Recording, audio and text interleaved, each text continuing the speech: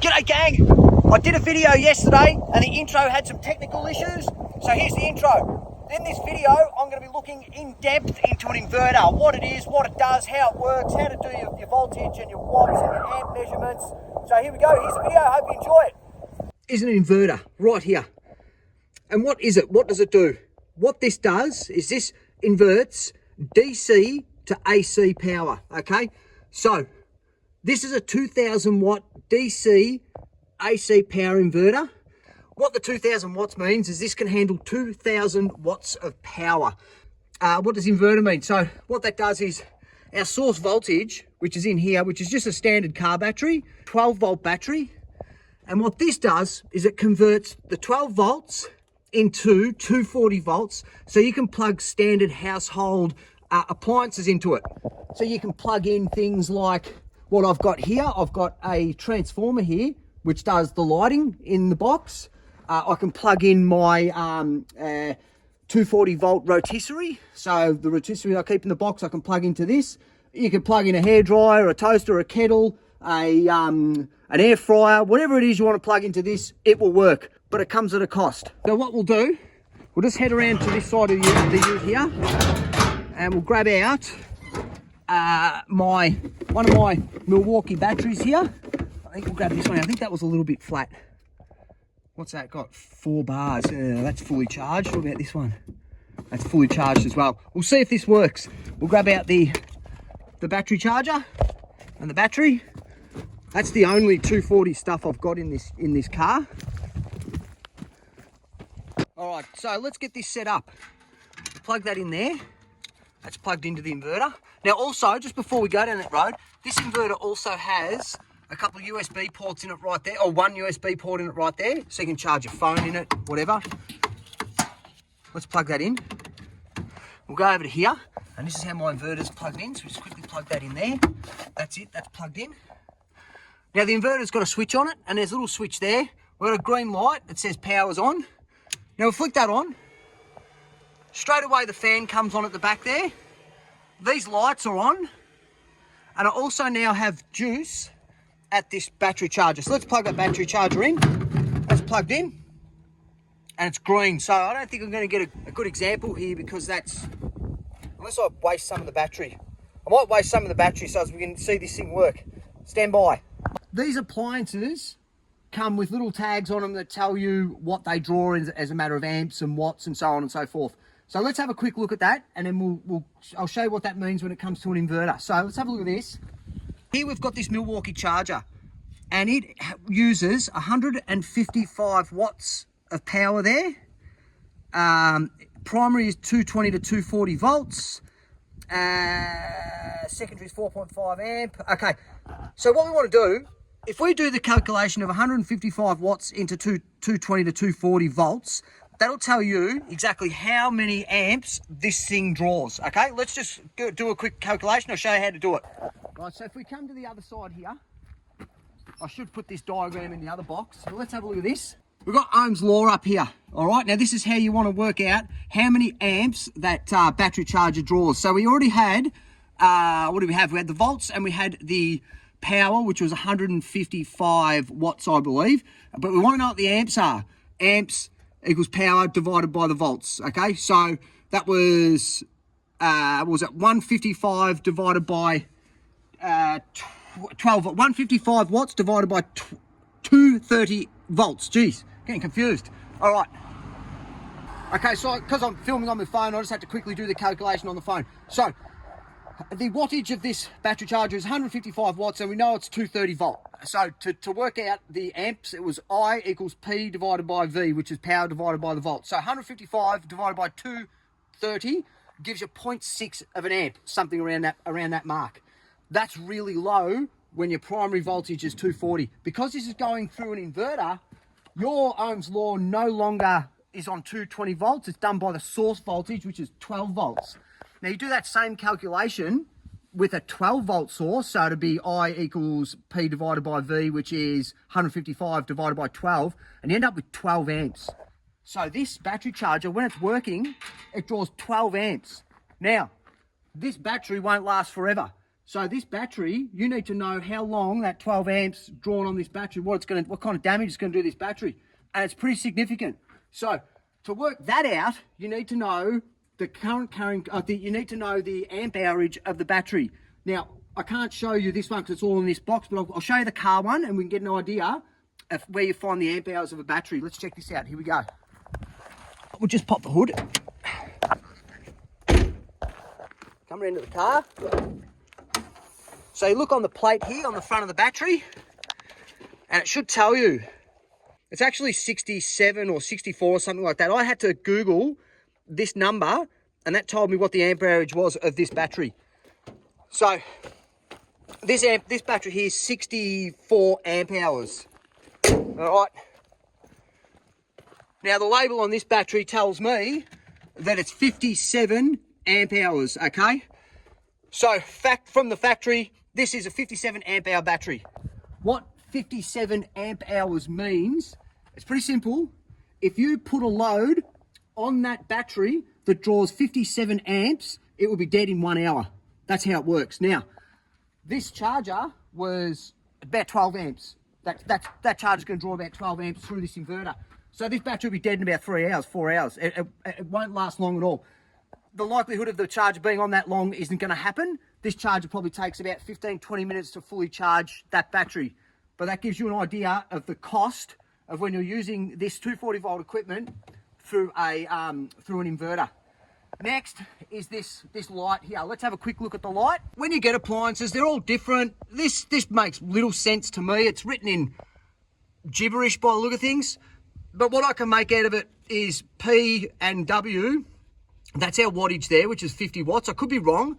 24 volts, so it's a 24 volt transformer. Plugging into 220, 230, okay, we know that.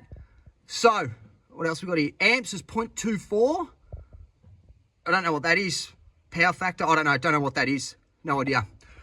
But when this is operating, it draws 0.44 of an amp when it's plugged into a 240 volt supply. When it's plugged into a 12 volt supply, it's drawing 1.6 amps. So that's a lot. 1.6 is a lot. It'll take, with these lights on all the time, it'll take 57 hours for that battery to be dead flat. So that's what all these labels say. And that's what this all says. You've got to take it all with a grain of salt because that may not be a 57 amp hour battery. It might be 40. You just don't know. That's the label that's on it. You don't know what damage is on it. You don't know what damage you've done to it over time. You've got to take it all with a grain of salt. It'll give you an idea of how things are going to work. So let's plug all this in. I'll get the amp meter on it and I'll show you exactly what these things do. Righto, what can we do first? Now I won't be able to show you, yes I will, I'll be able to show you the difference in amps with the light on. So we'll do that first. We'll take that out. That's the charger. We'll turn that on. The fan comes on and the light is on. This is our secondary side here. So that should be drawing 0.44 of an amp. I can't test that because I haven't pulled this apart. I'm not going to pull it apart. But if we come to this side here, we should be drawing 1.6 to 2 amps on the outgoing here. Let's have a look. We'll get the amp meter out. Here's the amp meter. Flick it round to amps. That's on. Now, put it on the neutral. And we're drawing 1.7 amps. Yeah, so there you go. So 1.7 amps on the secondary side. Now we can do our calculations and that's what we're going to get. We're going to get something around that mark. Right. So if you were to come up to here, we've got a 57 amp hour battery. We can do this simple calculation here. How long it takes for that light or this light to drain this battery. All you do is capacity divided by the amps. The capacity is capacity of the battery, which is 57 amp hours. So you do 57 divided by the amps.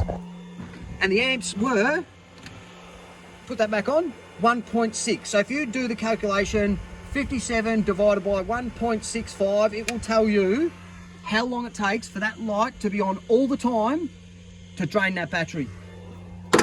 Okay, so I just did the calculation. So 57 amps, so capacity divided by the amps. So capacity 57 amps, so 57 divided by the amps, which was 1.6. 57 divided by 1.6 gives you 35. So leaving this light on all the time will drain this battery in 35 hours, give or take. As I said, grain of salt with everything, because it's all, you don't really know what's going on with this battery and what condition it's in. That's the light. Let's work with the charger now. So I've got the battery charger in. That's got the red light on. So this charger's working. Let's have a look at how many amps it's pulling. 10.1. Oh, what have we done here? Yeah, oh, hang on, is that? Let's try again. Oh, so I've got to try and quickly get this done. This battery's going to take forever to drain, so I can show you this example. So this, we worked out before that the amps that this thing pulls when it's got a 12 volt source supply, not a 230 source supply, draws about 12 amps. So we'll get this on ready to go. Okay, and we'll quickly turn that on. I'll show you it drawing 10 amps. Here we go, ready? Now, here we go, we're on the neutral there. We're on 0.3. If I quickly turn that on, that's gonna be 10 amps. 10 amps, so that draws about 10 amps. We'll just wait. Once that battery gets fully charged, we'll drop down to, I think, 3 or 0.3 of an amp. So this inverter, with the Milwaukee battery charger on, it draws 10 amps. There we go. So that's fully charged, it's turned off. That light will be green. Yep, that's green. Oh, I wish I could have given you a better example with that battery, but you saw what happened there. It was 10 amps. Once it got fully charged, the amps dropped back down to 0.3 or whatever it was. Didn't even read it.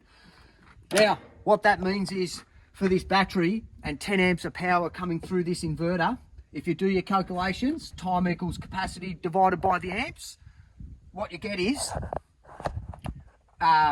this battery will be dead in 5 hours. The likelihood of that happening with this battery charger isn't going to happen, because it turns off once it's fully charged. It takes about 20 minutes or so with one of these rapid chargers. So there you have it.